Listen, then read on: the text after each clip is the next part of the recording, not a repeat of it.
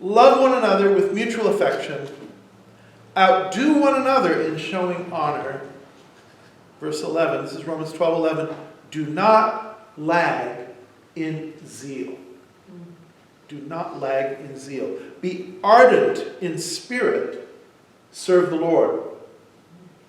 Rejoice in hope. Be patient in suffering. Persevere in prayer. Contribute to the needs of the saints. Extend hospitality to strangers. So he's got a whole little list here of things to do to show your devotion to the Lord. But one of them is don't lag in zeal. Be like Elijah. Be zealous for the things of the Lord. Verse 11, God told him to stand out in the mountain, and God manifested himself. Oftentimes when God appears, there are these accompanying signs, demonstrations of power. But what's interesting here is the way it talks about it.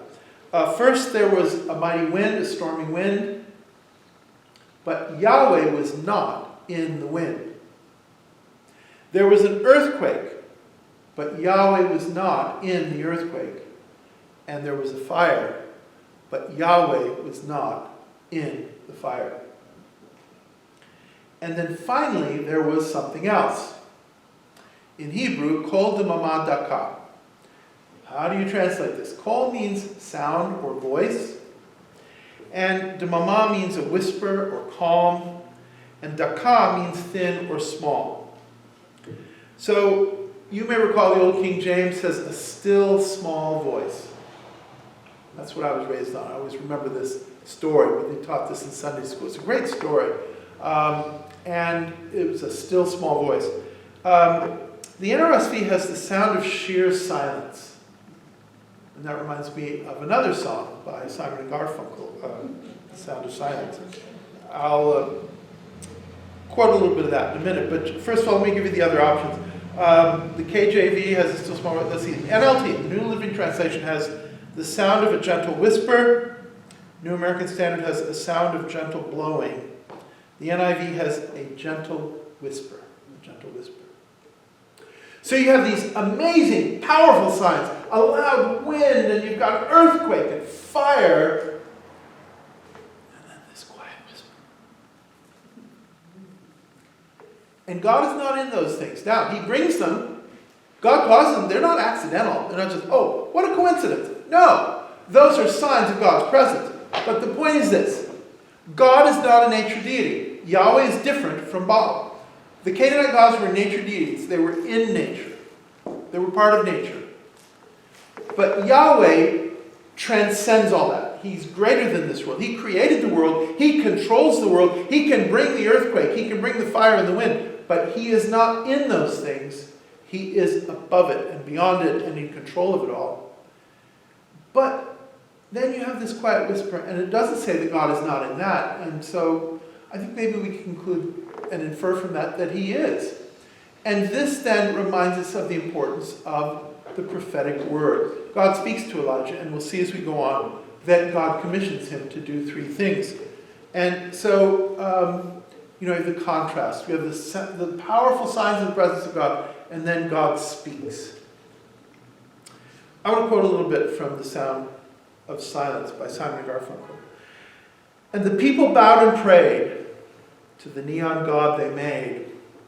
And the sign flashed out its warning in the words that it was forming. And the sign said, the words of the prophets are written on the subway walls and tenement halls, and whispered in the sounds of silence. Now, Simon and Garfunkel are not talking about prophecy, but they are saying that a kind of prophecy comes to us from the poor, those who live in the projects and the tenement halls, and they're crying out, and we should hear their voices. Now, it's interesting because God did speak to the prophets and command them. Quite often it's a theme in the prophets, especially the minor prophets, that they should look out for the poor and the needy. And the prophets condemn the injustice of the wealthy and powerful who are oppressing the poor. So Simon and Garfunkel are similar. They're not prophets. They're not, necessarily even Christians. I don't know what their faith is. But they're trying to tell us to listen to the signs around us, and listen to the sounds of silence. And so In our case, though, we're listening for more than that. We should listen to the voice of the needy and the poor, but we should listen to the voice of the Spirit of God, who speaks to us quietly in our hearts. God is present in the quiet voice.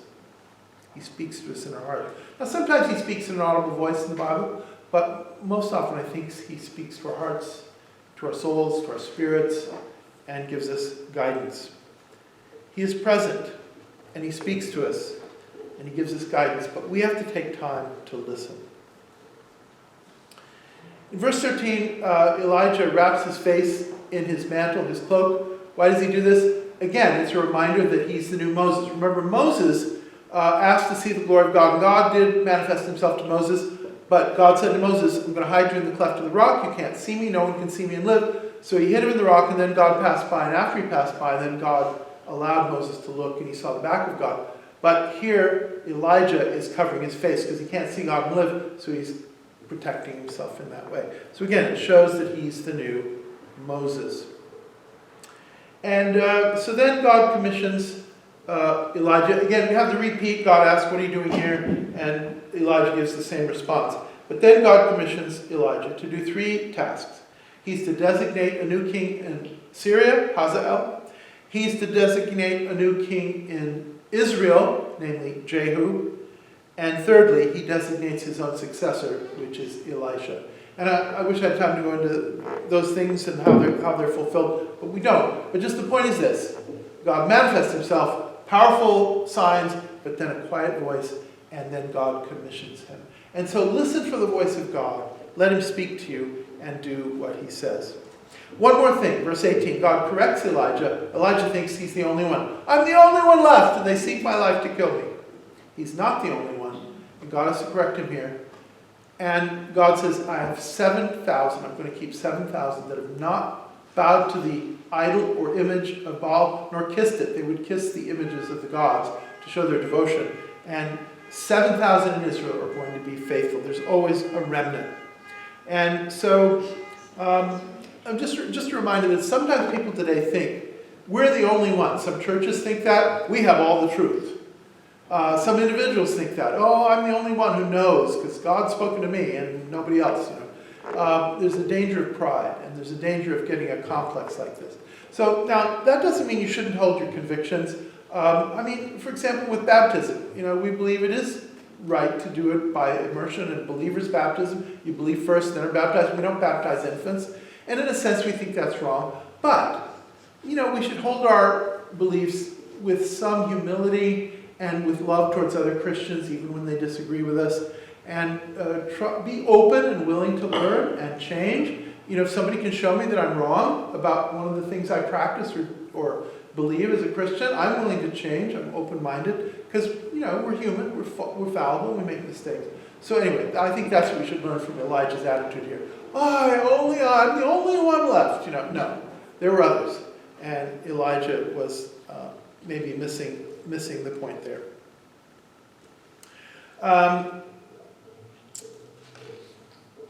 This comes from Mark Batterson in a book called Whisper, How to Hear the Voice of God. In 1956, environmentalist Sigurd Olsen built a small cabin on the banks of a lake in northern Minnesota. The naming of lake homes is customary in the land of 10,000 lakes. Most names are rather predictable, but Olsen was a little more intentional. His objective in building the cabin was to hear all that was worth listening for. So he named it Listening Point. Susanna Wesley raised 17 children in a very small home, so solitude was hard to come by. Her whispering spot was a rocking chair in the middle of the room. When she threw a blanket over herself, it turned into her tent of meeting. Perhaps that's what inspired her son John to kneel next to his bed. So John and Charles Wesley started the Methodist movement in England and turned people back to God, and Susanna was their mother. Thomas Edison had a thinking chair. Alexander Graham Bell had a dreaming place overlooking the Grand River. Henry David Thoreau skipped stones on Walden Pond. Then there was Ludwig van Beethoven.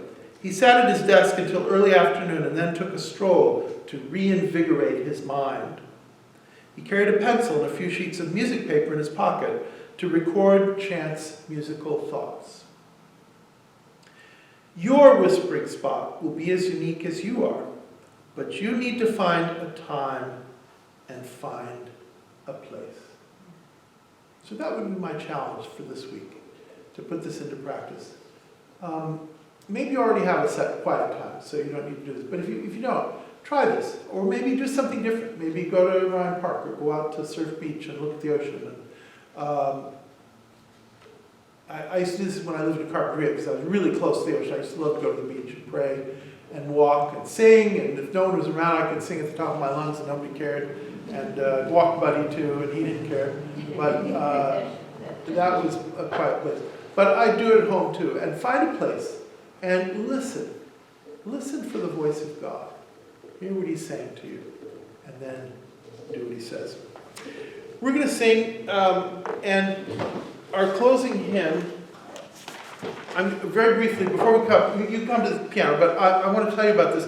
This hymn, O Love That Will Not Let Me Go, is written by George Matheson. I want to tell you briefly about him. He was born in Glasgow, eldest of 8 children, and he had trouble with his vision growing up, and by the age of 20, he was completely blind. He had met a woman and fallen in love, and his fiancée, she became his fiancée, they were engaged, but when he became blind, she prayed, thought about it, and looked within herself and said, you know what, I can't do this, and she broke up with him. She said, I can't go through life with a blind man. It broke his heart, and he never married. Fortunately for him, his sister devoted herself to him and helped him. He was a minister, and she studied herself Hebrew, Greek, and Latin to help him in his ministry and in his career. And he had a brilliant career in Scotland at the Academy of Glasgow, University of Glasgow, and at the Church of Scotland Seminary. But when he was 40, his sister married. And this hit him twice, 2 things. He lost her companionship and her help in his work. But also, her being happily married reminded him of his sad, loss. The night before the wedding, he wrote this hymn. O love that will not let me go, one of the best loved hymns of the church. He wrote it in 5 minutes, never edited or changed it. It came all at once in 5 minutes. And he said, it came as a dayspring from on high. One of the lines is, O joy that seekest me through pain. Let's sing together. Dad's going to lead us. Dad's going to cry the whole thing.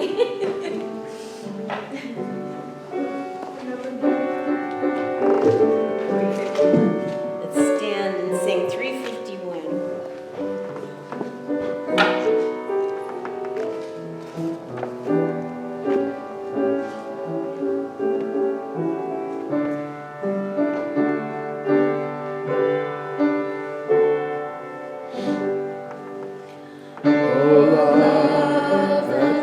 Not let me go.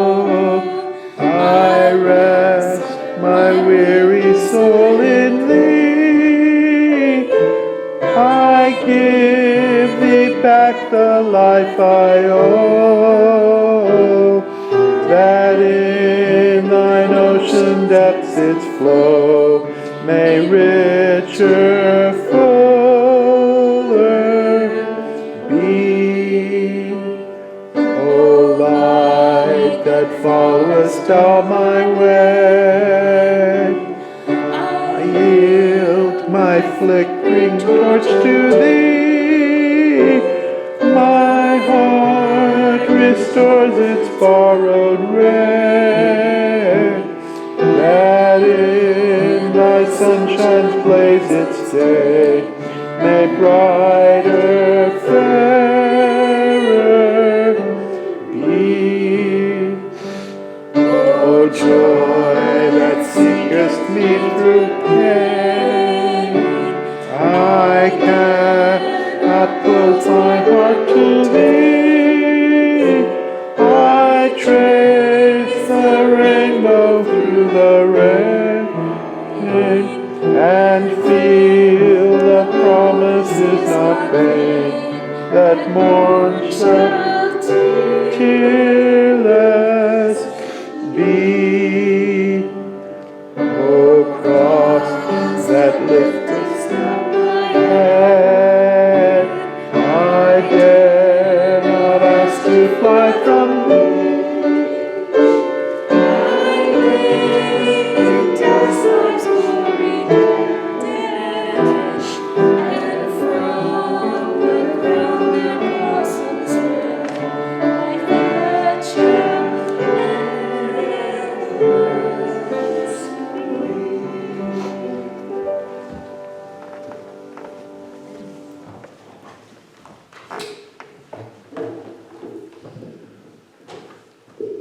By the way, I got that little bit about the author of the hymn from Nicky Gumbel online, so just give a little footnote, give credit where credit is due. He's the pastor of a church in London. God feed you, Christ protect you, Spirit live in you and wash over you with the love of God. Go in peace to love and serve the Lord.